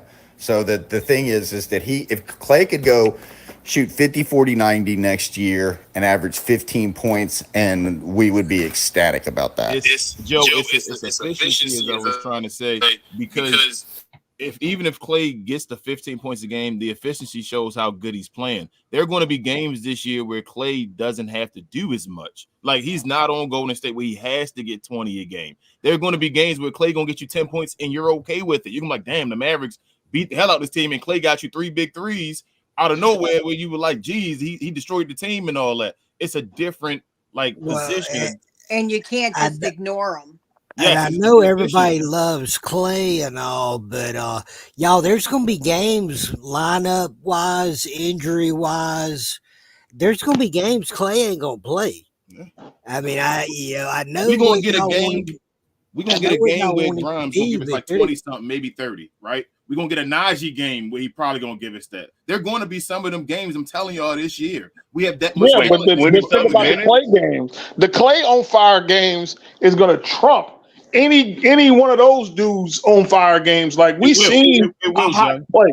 But it's not. We don't get as many of those. Like think of this.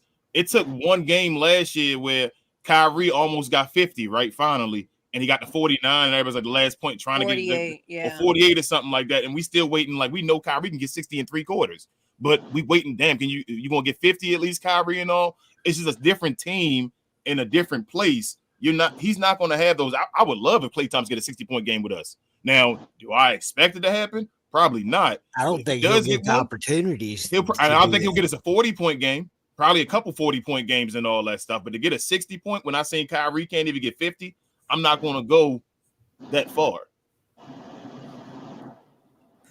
I don't know. I mean, I guess we'll see. I really feel like 16, okay, but I'm really thinking Klay is like with his ability that he has and how open he's gonna be, and like Klay really like he facilitates well a little bit also. Like if people have been paying attention, like he actually played well with what's they center that 6'9" Jackson Davis. Like, he was really good on the short roll with him. Like I don't know, man. I got better. Johnny B. Where do y'all think Klay will play more at? The 2 guard or the small forward? It depends. When he's both. He's going to play both. I think when Luka and Kyrie leave off the floor, he's going to move to the 2. Yeah, whenever they all 3 of them on the floor, he's a 3. Yeah. I'm thinking that we just got to keep two of the 3 at one time. Yep. Yeah.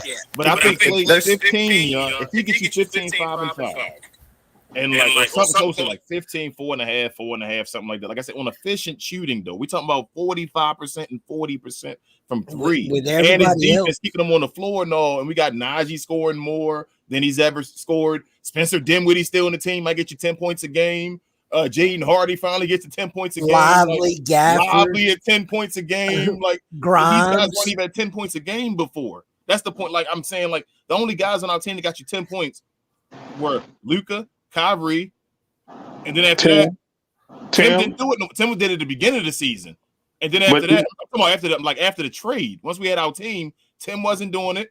PJ was. I don't think PJ was doing it. PJ was probably right at 10 if he got there. Guys weren't getting 10 points a game. We had nobody that could really score. We have more guys that can be a part of the offense and that can score this year. That's why I don't think Klay Thompson has to be that bona fide number 3. He's protecting. I think Nico's protecting everybody. Kyrie shouldn't always have to be a number 2. There's times where other guys can be a number 2. You got guys with skill that can go off, that can help Kyrie now. And there's Klay Thompson shouldn't always have to be what he is at number 3. You got guys that can help him out if he's doing something or something's wrong. But I mean, we are talking about Jason Kidd. Like, the personnel that we have, true, says all of that. But you got to think about who our coach is. and his philosophies on And coaching. You ain't gonna he respect my don't want to coach. score over 100 points. I mean, he wants to play defense, and Luka and Kyrie's gonna get X amount of touches. Clay is gonna get X amount. PJ, will you divide That's up what I'm what's saying. left? I It's a think pie. we get more possessions now. This is what I think the difference is now. We're going to get more possessions this year because we're going to cause more turnovers. We're going to run from turnovers, and that's how guys are going to get buckets. Watch what I tell you this year. We're going to still be great in the half court. It's about adding. Guys are going to get more possessions based off of our defense being different. It's not just straight up man defense. Najee puts his hands in there a lot. Like Najee's known for getting steals as far as per 36 and all that when you give him time getting his hands in there. They're going to push the ball in that way, and that's how guys going to easy buckets. I think Kyrie going to take a step down, maybe get rid of a shot or two for him. I think Luka even going to get rid of a shot or two for himself. I don't think Luka gets 34, 35 this year. I think he gets around like 30. That's still 4 points that somebody else can get. If Luka gets 30 shots, he better average 40. No, not 30 shots. 30 points. He means 30 points. Oh, okay. I'm saying he's going to take take probably about 2 less shots, get 4 less points a game and all that I said. And then Luka get 30 shots. He better average 45. Like no. If he gets 30 shots, he better average 45 points if he gets 30 shots. Y'all gotta admit though, it's a good position to be in to kids just got to figure it all out. It ain't like we don't have talent for maybe the first or second time in any of us fandom. This we right here should be a front runner, y'all. This is the best time I've ever seen the Mavericks have.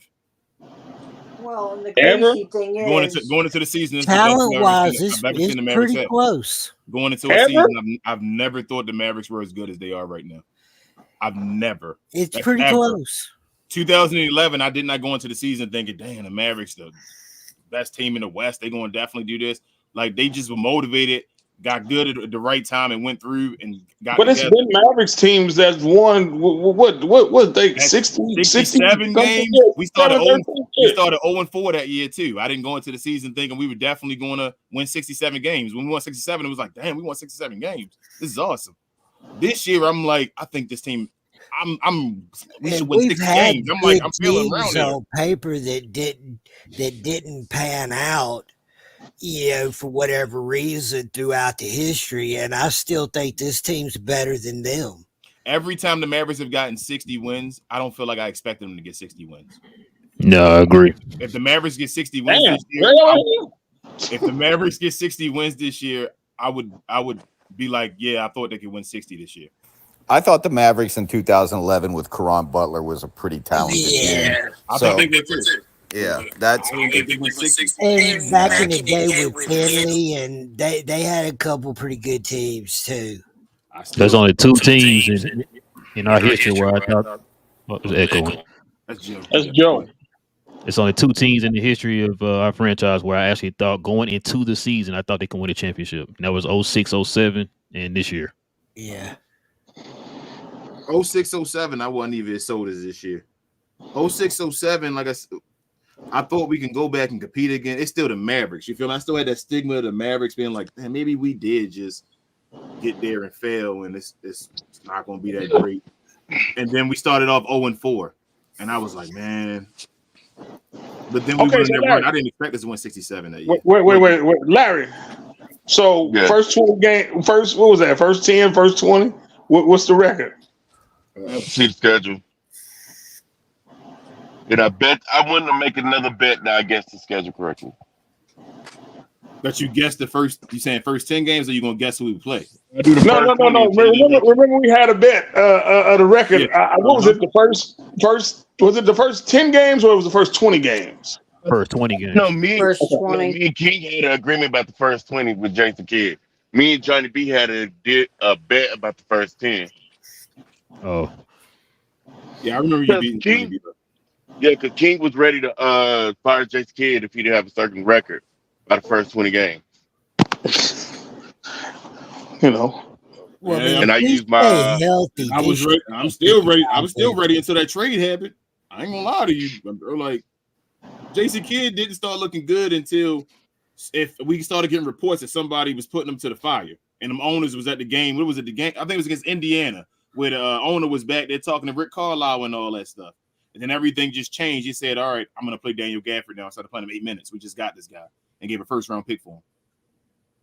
So, I understand that. I just think Jason Kidd has a pattern that if you pay enough attention to it, it's like, okay, I know what you're doing. I'm not worried. Bro, we ain't never win a championship, playoffs. Larry. Patterns is why people don't win championships. Is why people can single in on you. That's literally why great coaches beat mediocre coaches, because they have a pattern. Well, his pattern is what got him run off from his last 2 gigs. He definitely has a pattern, and I'm going to stick with that. It's going to be how much authority Nico holds over him. If he can hold him to the fire, y'all, we finna win championships. If he can't, I don't know. So, when I say Jason Kidd has a pattern, I mean different than what Richard means. When I say, I mean like Jason Kidd doesn't care about. I think I said it during that conversation. Jason Kidd does not give a day about the regular season. He's trying to see other players that he likes. Let me be fair, that he thinks deserves to play. He's trying to see which of them are ready and which of them can play right now. He's going to play any lineup that he could possibly play to see how they fit together. And then on top of that, if you have injuries, you can throw everything at the wall because he's going to do whatever then. Because he just doesn't care. As long as he's above the 5th seed, Jason Kidd doesn't care. So you're saying Luka definitely not going to win MVP. Larry just said. You saying Luka definitely probably not going to win MVP. Isn't it kind of time to stop talking about the team like the team is dragging Kidd along? I am not a Kidd fan. I have to eat crow on this. But man, we're talking about him like he's a bum. Like, no. No. You got it wrong. I don't think so. It's not, as I said, it's not that he's a bum. I said that he's not a bum. I think he's when we got him, me and Relle, we said, man, I didn't think about Jason Kidd and all, but I'm like, Jason Kidd has the chance to be one of the greatest coaches of all time because he has a generational player. Like, that's just the way it is. Right now, he's arguably the 2nd greatest Maverick coach of all time with the chance to be one, if you get a chip, the greatest Maverick coach. But there are times where he gets in his own way. Like, he's too smart at times. It's like, Jason Kidd, you don't have to do this, and that's my problem with Kidd at times. Luka has lost MVPs now that we could have gotten easily because Jason Kidd wants to do his little Jason Kidd things. I'm just like, at some point, I hope he doesn't do that. But here's my point. It's kind of the forest for the trees argument. It's like, if anything changed, if there was a different coach, if Jason Kidd did things differently, can we and again, I am not a Kidd supporter, but can we sit here? It's like we want to complain about the recipe, but we keep being in Western Conference and NBA Finals. And I get it's not aesthetically pleasing because we want a team that we think is capable of going 15-5 right out the gates. Mm-hmm. But if we look at the first part of the season, we kind of overperformed. We came out of the gates, 20-10, 20-12. He gets stubborn. But the only thing, can I say one thing? 12-8. Glenn, can I say one thing? I agree with a lot of what you're saying. But the reason we had no gas left in the tank is because we had to work so hard to get to the point we were, harder than we should have had to. Yeah, and yes, we had injuries, but that's a fall away because all the teams ended up with injuries and they still performed better. There's at least 5 games on the table that Jason Kidd himself lost for the team. There are more than that, and I don't disagree with what you're saying. All we're saying is don't make it so hard to get there because it doesn't matter that you just get to you get to the finals and then you're so exhausted because the path you had to take to get there and how hard you had to work to get there that next step isn't there because of okay. I 1,000%. I agree with all of you guys. This is not me, against you guys. Oh no. But in a second. But wouldn't you also agree that the team we started the season off with Grant Williams as the 4, with DJJ, Derrick Jones Jr. as a primary part of what we're doing, coming off of what DJJ was before we hired him, wouldn't you say at the beginning of the season we overperformed? Because Grant Williams was garbage, Josh Green was garbage, Tim Hardaway was shooting way above his average. Our team that we had then was not a 50-win team. But yet, I understand Kid made a lot of moves, but we also had like the most injuries. And it's not all because Kid's running them into the ground. Derek Lively got so many, how the hell did that happen type of injuries. Kyrie missed like 20 games. Stepped on Kyrie. Yeah, 27 games because Dwight Powell. Hey, let's not revise history. We started off 8-2, and then we started falling back towards 500, and that's with Grant Williams starting off on fire. So the issue is Jason Kidd, like I said, he shoots himself in the foot. He holds Nico to the fire. Jason Kidd plays mind games and likes control. He has a pattern, as Larry said. Like he's been doing it since he was with Brooklyn or whatever. He got hired first. That's what he does. Instead of so the issue is Nico saved us both of them years. Nico made a trade that then had to fit Jason Kidd's system, Spencer Dinwiddie, PJ Washington, Daniel Gafford, and then we took off. Jason Kidd will sit back and blow games doing the same thing over and over and over again. It's like, yo, stop playing Maxi Kleber. I know the team isn't that great, but we got a better chance if we play like this, Jason Kidd. He's like, no, I'm going to keep playing like this until Nico makes his trade and makes the move to do this, I'm like, that's not what a coach is supposed to do, though. That's how I feel. I think that statement is right. That's not what a coach typically is supposed to do. But I also take the forest for the trees. What was the end result? We're one of the two best teams in basketball. Yes, I'm not against it. I'm not against. Don't fire Jason Kidd. That wasn't me. I'm not saying fire. But I'm saying as unorthodox and as unappealing as his style is, he obviously knows more about. Yes, he strong-armed them into making trades. Yes, he played JaVale McGee, and he kind of pouted the season before. He wouldn't play Christian Wood.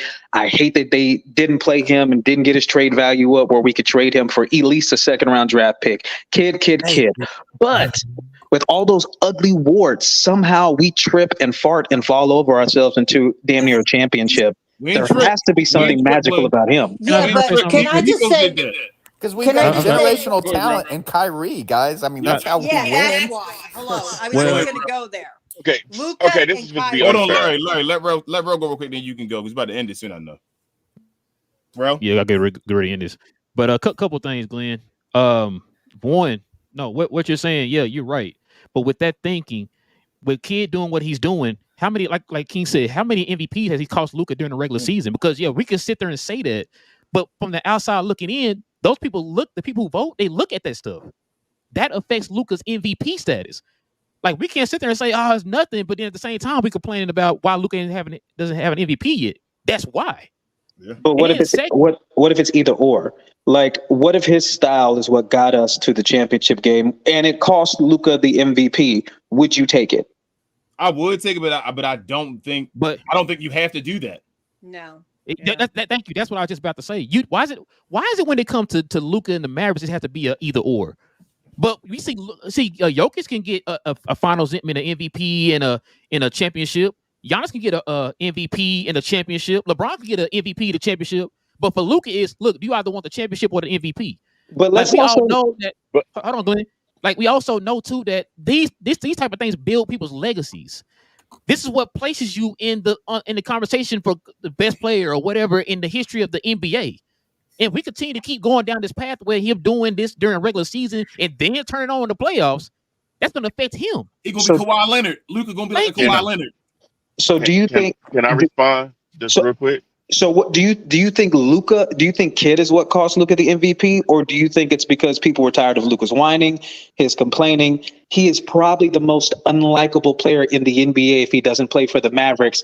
I would opt to argue that is what cost voters from voting for him versus anything Jason Kidd did. Larry, you can have the floor. You get the floor is yours. But Glenn, I want to respond to that. Ron, I think you want to, but Joker does some of the same type of stuff that Luka does. The complaining, he pushed Markieff Morris, I think, that year. I was gonna say this. When the year that Luka was fourth in the West and Joker was sixth in the no. I take that back. The year that Luka was supposed to win MVP, the 1 year. Remember they said that the reason why Luka didn't get it because he started off slow. Yep. You remember that? Yep. And a lot of that had to do with what? The reason why? Because thank you, Jason Kidd. Like they were saying that the you reason why can he win didn't get rid- games. Go Yes, win you the can win. games. Go win the games without the team you got right now. You don't. And A it's good coach don't just sit there and say, "Let me just have this perfect team and then I'll start coaching." Go coach and win with the thank bad you. team. Talk with your general managers. Get a better team later on in the trades, and then keep winning. We should have won 60 games last year. Look at Yeah, but Eric Spoelstra. everybody. Eric Spoelstra had a bunch of two-ways and a bunch of guys in the second round, and he We took us gave- to the final. We won 50 last year. We gave it the last two, right? That was 52, correct? If we'd have played all our guys, correct? Hold on, let's just count it out. Since somebody said, we went on a 5-game losing streak because Kid didn't want to play Daniel Gafford, right? Yep. Yeah. Right. So that could have been 50. We could have had 57 wins already to end the season.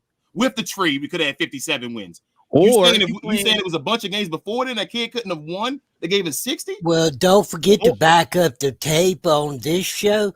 Me and Relle for the last 3 seasons now have been counting each year on the show how many games that we blame 100% that we lost this game because something stupid that Jason Kidd did. Or you playing Grant Williams at the 5 for it is at minutes a least game or whatever. 5 or 6 games each year, correct, Relle? Yes. Glenn, though, a lot of the media did indicate the reason that Luka did not win MVP this year is because of where he placed. It was repeated over and over and over again in the media this year. One of the reasons that Luka was not there. But that's a BS excuse, Okay, I would let everybody get their bars on. She can't really say I can jump in, but that was a BS excuse, and we all know it. We've watched Joker with, I think, one? No, I know one for sure. No. Larry, we know that's a BS excuse. We're not saying that that's a legit excuse. We're saying that's why they said that. Why they said. We're not saying that we agree. We're giving the excuse that the media presents based off of Jason Kidd giving away regular season games. No, and maybe I was taking it as y'all was relying more on that excuse. What I'm saying is, I was just giving an example of why they were saying that he wasn't getting MVP. Yep. What I'm saying is to help Glenn out a little bit is that Luka is treated differently. He's been treated differently since he's joined the league. If you remember, originally they thought Luka wasn't going to be nothing. They didn't want to think about it. They didn't want to give him Rookie of the Year. They really tried to make it an argument between him and Trae Young when it was no argument. When it comes to giving Luka his accolade, every year though, man. Hey. Well, and Larry, I do have to agree with Glenn on this one. The complaining to the refs, they're taking that personal. I honestly do not believe Luka's ever going to get an MVP till he stops. Luka could have had the best. I mean, he did. He had the best individual offensive season that I have ever seen. And we hit 50 wins. They kept moving the goalposts. So, if we get 50, then he's a real you gotta MVP stop candidate. that, Glenn. That's all I'm saying. I want Jason Kidd to stop the media from having ways to give excuses. Listen. So if you go out there and you win, if we had 60 wins and Luka has a season like that last year, there's no way he could not have been MVP. There's no way. My final question is, I guess, how many coaches do you think would have fumbled the Luka Kyrie experiment? Because that's what it is. That's why we hired Jason Kidd. It's because he's the best for the Luka Kyrie experiment. Hell, we had Rick Carlisle, who is a better X and O's coaches than Jason Kidd, and it couldn't work. My argument is, yes, could Kidd do a better job 1,000,000 times? But I would argue that there's most of these coaches would somehow either fumble the relationship, fumble the X and O's, fumble the player management. And we don't see that side of Kidd. We crush his X's and O's. We crush that he takes 20 games to fill out a process. But I kind of think, we were all down on Maxi Kleber and him playing him so much. But Maxi Kleber, we kind of needed him in the playoffs for a little bit. We believe it or not, he got the most out of Tim Hardaway Jr., who was trash. But we got trash. Like I said, I 100% believe. I 100% agree with you though, Glenn. Like his relationships, I'm not against Jason Kidd. Like Jason Kidd works. Rick Carlisle couldn't work for Luka. We saw that. I just think my thing is Jason Kidd is on he's working like anybody else. He can get better, just like Luka can get better. I just want him to stop being stubborn and actually just take it seriously and get better. Like it's not that I'm against him. Yeah, he's great at what you're saying. I agree. I don't want him gone or nothing, but I'm hoping he doesn't just stay that coach. get better and develop. Just like the players, we expect Jason Kidd to come back 15% better also. Exactly. But this is where you also have to talk about owners and GM. We've been begging for an offensive mind coach now, and they still won't give us one. I mean, Jason Kidd not trying to get it. You see, Jason Kidd holds people. You see how he does with the team and all. He'll sabotage. I ain't even want to call it sabotage, but he'll set it up so that you got to get him what he wants. But if Nico wanted to, we've seen Nico. We've also given Nico credit of going to go get players. If Nico can look at this offense. He gets players that fit. He got to go get the best players that can fit into what Jason Kidd wants to do. And I'm not denying that. If you get a Christian Wood, for them to figure that out. If you get a Christian Wood, now they're going to be like, I hate on the Christian Wood. same page. Yeah, I'm not denying that. I'm not denying that. That's what I'm saying. You have to remember, I was the one who kept telling you. I'm the one that kept telling you, Christian Wood's never going to play. He's not going to play. That's because Christian Wood is not that good. That's because of Jason Kidd. He wasn't that good with the Lakers either. Bro, okay, we can say the Lakers again with Jason. What about let's look at his numbers, bro. What did Christian Wood do for us when he was here? No, he was good. I'm not saying he's a bad player. Saying. His numbers for that was last year or the year before, whatever. I'm talking about when he played for us. Nico went and got him for us, used the first round pick for us, and Jason Kidd said, "I don't want to use this guy." Yes. And I would still rather have him than Maxi Kleber. I'm sorry, but I still feel that way. That's the GM's job. Your job is to get players that fits the coach's system. Yes, and I want no. Your job is to get players, and then the coach goes around it. I think you got it backwards. Jason Kidd not supposed to hold Nico, like saying, "Hey, Nico, you go get this. I'm gonna hold you hostage." Nico is supposed to be Jason Kidd's boss. But that's the issue. It's not his boss really because he didn't hire him, so he just gets the whole hostage. This is the reason why I say it's a GM's job to go get players to fit the coach's system. So let's think of a simple. I wanted to use the triangle offense, but that's way too complicated. Larry, I'm gonna give you a prime example of why I think you're wrong.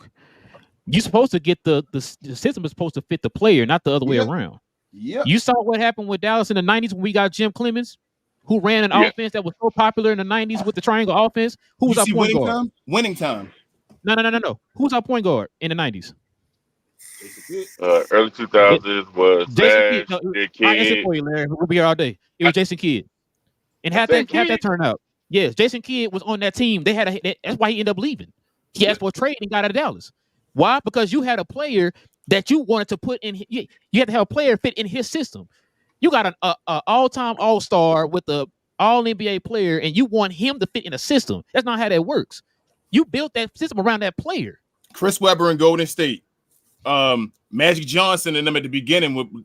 Look at winning time. They showed the whole story. Yeah, exactly. Trying to figure out how to get a winning time.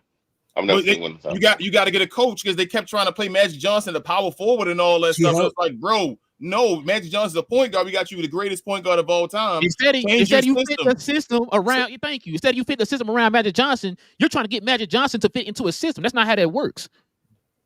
If you have your star player, if you already have their system, your star player in the system, you're supposed to get players to complement that system. And Christian Wood did. Christian Wood was incredible pick and pop and pick and roll. Luka plays the game. What's the guy named Toby? Goddamn, Mike Toby. Christian Wood better than Mike Toby at everything. No disrespect. Hell, he's better than Maxey. Yes, that's what I'm saying. Like, so if you got Toby playing, you don't hear me for that. Then I'm saying Christian Wood obviously had skill. Better than PJ. Nico went and got to say yes. As far as his skill right there, yes, he is. You're right, Johnny B. I ain't gonna knock it. As far as his raw skill, he is better than PJ as far as when he's playing here. Y'all are better than me. I wouldn't even commit it to that last one. Bro, he's not better than PJ. 18 and 10 on 50 and 40. Come on, man. On the trash team. Yeah, Larry, I ain't gonna lie. Your hate for him is starting, like, it's showing. Like, bro, did you see he averaged 22 and 10, bro? Right. Come on. By the end of the season. Hold on, King. He's saying he did that on a trash team. What did PJ do on a trash team? Thank you, sir. I finally agree with you today. Thank you, sir. Okay, can I respond? We love PJ. We love PJ. Don't do that. Can I respond? Can I respond? Go ahead. Okay, cool. PJ, the solid player that PJ is, I'm not looking for PJ to average me 18 points. If PJ go gets me 12 points, 4 rebounds, 1 or 2 assists, but play hella good defense like he's did on the trash team, But he PJ, didn't, you though. did your job. PJ I didn't. think he got 5 no points. issue. I think he The got issue 5 on points. That's Charlotte, why I think he got 5 points. Larry, the Yes. issue on Larry, Charlotte was that he don't always give it effort on defense. Exactly. I'm about to say, do you know what grade they gave PJ when he came to Dallas? No, I don't pay attention to other stuff. He gave it A D. They gave it a D. Matter of fact, Hey. there were people saying that we lost that trade. We should have kept Grant Williams over PJ Washington. Yeah, And we all They know gave us that was they trash. gave us a D for going to get Kyrie Irving. Yes. Why don't y'all just take the media and just have a problem with Dallas? Are we not saying they don't? I'm just telling you what's saying. Hey, We did a move and they praised. Hey, Larry, ain't nobody arguing that. Yeah, that's what I'm saying. But They one you time saying we did a move and they was like, "That's a great move, Dallas." Christian Wood was a skillful player. That's all I'm saying, Larry. You have skill on a team. You build around your skill. That's all I'm like. I agree. If last year, instead of getting JaVale McGee, we actually got a quality big man to put beside Christian Wood, it would have been okay. I mean, I would think if we had Christian Wood right now, that one weakness we have on our team, we'd have been fine in Boston. We'd have been fine against Boston if we'd added Christian Wood. I agree. And another thing too, I said Christian Wood is great talent. I would die on that hill. Christian Wood offensive talent is as a 4 is probably top 10 in the league. No bullshit. Like that's why it's weird where you're like, oh, you hate Christian Wood. No, top 10 easily at the 4 position. So why go get JaVale McGee? That's like putting Dirk Nowitzki at the 5. Because your system relies on the big man. Like Dirk Nowitzki at the 5, right? Donnie Nelson kept wanting to put him there. No, it's like, you got to put somebody beside him so he can play defense. Hey, I agree. I'm not denying that part. I'm saying that your system relies on getting a big man. Don't go get big man. Think about why did Jason Kidd get JaVale McGee? Why did Jason Kidd go get JaVale McGee? Why did he go get that big man and want to start him before Christian Wood? He's a failure. Not saying a failure in person. I'm just saying as far as the team, JaVale McGee was a failure, but he wanted to start him over Christian Wood. Yes, and wanted to give him more chances than Christian Wood. Like, because your system requires a 5. When Nico got you more talent, Larry, all I'm saying is you got to change your system. You can't be stubborn and do the same system over and over. If you can't adjust, you will never be a great coach. That's all I'm saying. Greg Popovich played the Twin Towers and then played a 3-point shooting team afterwards. He changed his system up. You have to change your system based off the skill that you have. But, okay, I get what you're trying to say right there. I will argue a little bit different. I will argue that Timmy was great enough to where the system was able to evolve around Timmy. Because Timmy could always evolve and play his game. The system should be able to revolve around him and change. I'm not denying that. I'm saying you said Greg Popovich changed the system. I'm saying the system was Timmy. Larry, they changed. The Twin Towers played inside out, right? Where then Sean Elliott and they made a couple threes and all Avery Johnson, but they went inside out. When they got towards, then they even changed a little bit more. When Tim Duncan was still nice, they started mixing it. It was like a little bit of threes and all that. When Tony Parker was learning to shoot threes, they were trying to get that. By the end of his career, when Tim Duncan was like just mainly defense to give you a decent amount on offense, like 18, 15 or whatever, they became a 3-point shooting team by Kawhi Leonard and all. Yes. Greg Popovich had to change that. They could have just kept trying to play. What's his name? The guy that got dunked on by. The guy that got blocked by Splitter by LeBron. They could have just kept playing him beside Tim Duncan. As you heard over and over again, though, Tim Duncan kept evolving his game to fit that, to make it where they could switch the team. I'm not saying Luka can't do that. That's not my statement. I'm saying that Tim Duncan was the system. Just like right now with Wemby, if we go look at Greg is trying to move and figure out what to do with Wemby. Wemby is that system. When you have a great player, that great player becomes your system. And what that great player needs is what you go get. But Luka could have, what we saying is... Luka wanted a big man for years. Luka wanted a big man for years. You can throw that under the bus. Luka could have used Christian Wood, right? That fits the system. Why didn't you make it work? I'm not... You're taking my argument in a different way. I'm saying very simple. Luka wanted a big man for years. Y'all barked on this over and over again. We kept the white power. Why do we keep the white power? Luka been wanting a big man. that system that Luka requires, that evolves around him, requires a certain big man. Yes. You get those players in after that, they've changed. Hey, actually, I gotta go. My job is picking up. My bad, Larry. Go ahead. But I understand what you're saying. You're saying put a big man beside Christian Wood, what Jason Kidd tried to do. I know everybody in the show, Rel, but he tried to do with the wrong person, JaVale McGee. He went out and got JaVale McGee, which screwed over Christian Wood, and now we see what Christian Wood's career is now.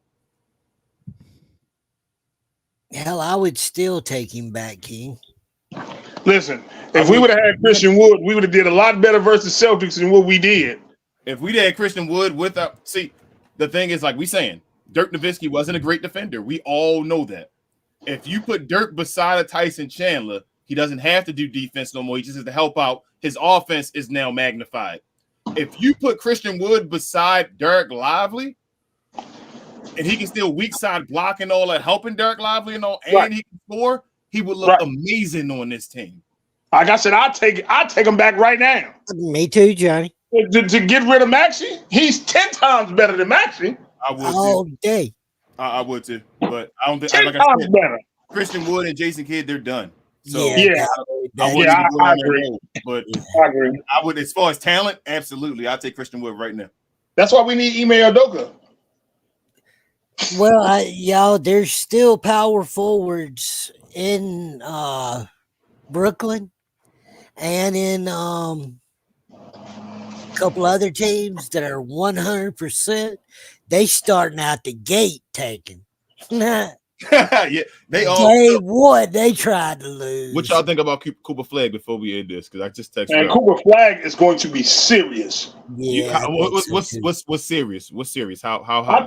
I think out the gate he can average 17, 18.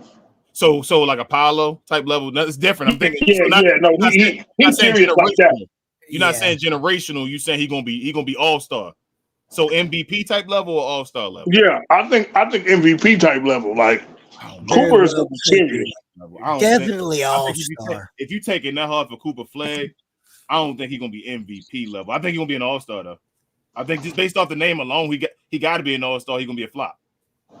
Man, I watched Cooper Flag play against the Team USA, and he was out there giving Anthony Davis that work. They were showing you highlights though, man, and everybody can score now. Hey, man, your boy Chris Webber and Grant Hill and them, neither one of them won an MVP, but was Cook and Jordan and them. It happens. They got skill. My thing is though, King. I do think Cooper Flag gonna be nice. He's a 6'9", 6'9.5" fella, well built that can play two guard through small ball center. I mean, he can play. He's Laurie Markkinen better. It's his defense that's going to decide how high he can be. Exactly. That's what it's because basically he can be a Laurie Markkinen again. That's what I was thinking. Like with a little bit of a better handle and all, but a little more aggressive too. Yeah, well, it depends. I got to see how he plays in the league first. Did you see Gordon Hayward? His interview about how the league treated him because he was a white guy. Yeah, he said he knew for sure. He knew he wasn't the worst defender on the team and all, but when they saw him getting defended by him, they were like, "Oh man, go with that white dude, man. We going to him." So he had to deal with that extra pressure and all that. Cooper Flag got to deal with that too. So we'll see. But hey, I'm putting everybody backstage, so we go ahead and wrap this up. Yeah. All right. Yeah. Appreciate everybody joining us again for another episode of Members Only, y'all. If we appreciate it, man. Like I said, we do this here for y'all, man. It's y'all's time. Talk about all things Dallas Mavericks. Listen, if you guys want to become a member, just like you saw these people here on the stage, simply hit that join button right there next to the subscribe button, man. If you're on an iPhone, of course, you have to go through Safari and through the YouTube desktop version, find our channel and hit join that way. Or just simply hit the join button, I think, for everybody else, if you're on a computer or your smartphone and all that stuff. Also, too, man, if you guys are new to the channel, want to become a member, subscribe to the channel, go ahead and simply hit that subscribe button. And also, too, man, everybody hit that like button before you leave, guys. Please hit that like button, help us build the algorithm up, find more Mav fans like yourselves. Also, too, guys can follow me on my other channel, Cause We Geeked. We talk about all things in the geek culture involving movies and television. D23 is this weekend, so I know me and Cuz gonna be talking about that. I know new trailers and new movie and television news gonna be dropping, so we're gonna definitely talk about that this weekend. Also too, we got a big show tonight. The crossover guys is back. So you guys can follow us here. Come on back here at 8:00 tonight, man. We're gonna have the usual suspects, man. We're gonna have Freezy and Damon and Larry and Dre from Blowers Tears on with us today, man, as we chop it up, man, about the NBA and talk a little mess, man, on each other, man. You know how we do on the channel, man, with these guys. So you guys can join us here, man, tonight for that. It's gonna be 8 p.m. Central Time, guys. 8 p.m. Central Time. We're gonna have a crossover tonight. Kings, there's something getting, man. Well, first, so answer this question. You think 2011 Caron Butler better than 2024 Klay Thompson? Yes. Yes, but I don't think 2011 Caron Butler better than 2024 Kyrie Irving. No. Who was the second best player? But yeah, share, more share, guys. A like is the equivalent of a share. On our way to the 3K still. Before the show, I think we were 72 away, something like that. Yeah, other than that, man, also hit us on Playback. I know we talked about it earlier. Follow us on Playback. Tonight, I start the new episode of We Talk Kayfabe. So if you're interested in wrestling, WWE, AEW, definitely WWE, I'll be showing WWE events, definitely SmackDown and Raw weekly. So catch me there on Playback. You can jump. I'll have the stage open sometimes. You can jump on there, special guests, all kind of stuff. We're going to make it a party in there. So we Talk Kayfabe on Playback, y'all, under Glow Sun Production. Watch us. Yes, sir. We are now under Glow Sun Production, y'all, on Playback. So if you type it in, We Talk Mavs, you're probably not going to find us. So just type in Glow Sun Production on Playback. That's how you find us. Like I said, it's absolutely free. Doesn't cost you anything. We got different programs we're going to try to run on there. Like I said, he's going to do the wrestling. We're still doing the Hoops Legend stuff. And, of course, we're going to still be streaming the Mav games there. So maybe some more stuff coming down the pipe. We won't have to see. Maybe might start doing some football. Jay and Will might start doing football on there. We'll see if they as soon as Playback get that up and running. But yeah, with all that being said, man, it is your boys Relle and King. We Talk Mavs, y'all. We talk Mavs from a fan's perspective. Members only edition in the building. We'll catch y'all here tonight on the crossover podcast. And let's go Mavs. And we out. Peace.